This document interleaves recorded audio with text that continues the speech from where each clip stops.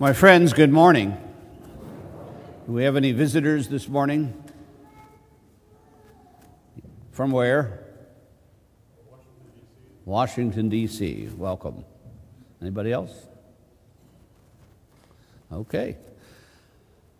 And the rest of you? You're not sure, or... Today we celebrate the Feast of All Souls Day. This weekend we started on Friday with Halloween, or the Eve of All Hallows, the Eve of All Saints. That's where the word comes from. And yesterday, Saturday, we celebrated the Feast of All Saints. November, which is November 1st, and the whole month of November in the church is used as a month of remembrance, a month to take a moment and to look backward and to remember the people who are now gone, but whose lives have affected us.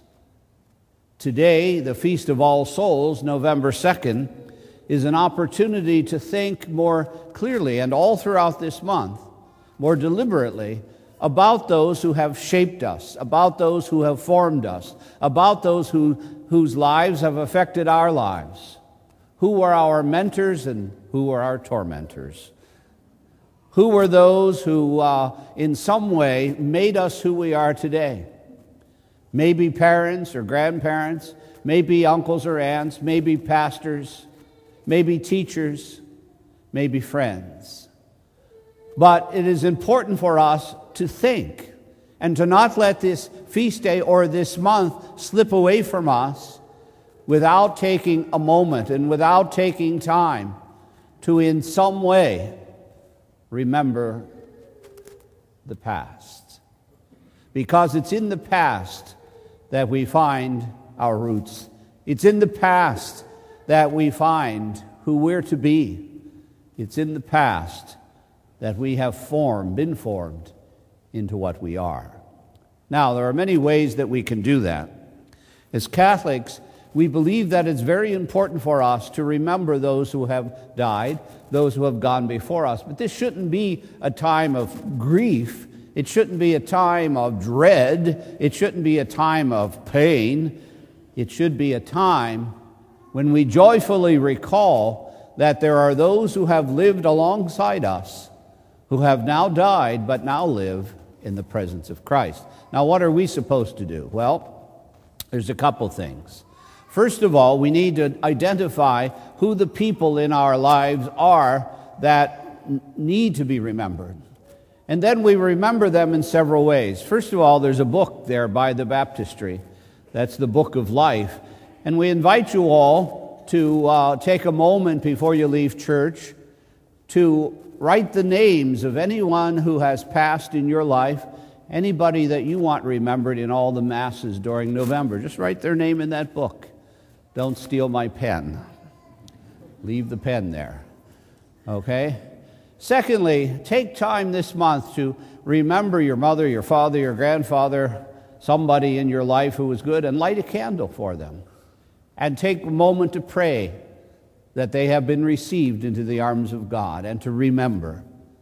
Take time this month to go to the office and schedule a Mass for someone in your life who has died, someone perhaps that you haven't remembered in a long time. Wouldn't it be a great comfort to know that after you and I are gone, that someone still remembers us, that someone still talks about us, someone still shares things that we said and things that we did?